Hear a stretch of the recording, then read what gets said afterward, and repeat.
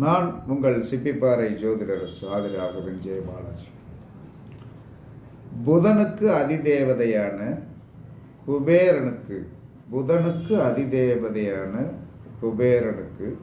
சம்பா அரிசியில் செய்த அவள் நிவேதானம் செய்து வைத்து வழிபாடு செய்ய.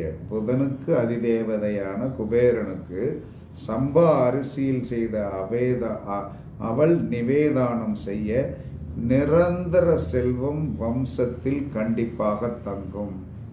இதை நீங்கள் 100% செய்து ரெகுலராக பண்ணி வந்தீங்கன்னா, அப்போ எப்போ செய்யணும்? புதன்கிழமை மாலை 5:30 மணி டு 6 மணிக்குள்ளார இதை நீங்கள் ரெகுலராக செய்தீர்கள் என்று சொன்னால் வம்சத்தில் நிரந்தர செல்வம் தங்கும் என்று சாஸ்திரம் சொல்கிறது. பரீட்சித்து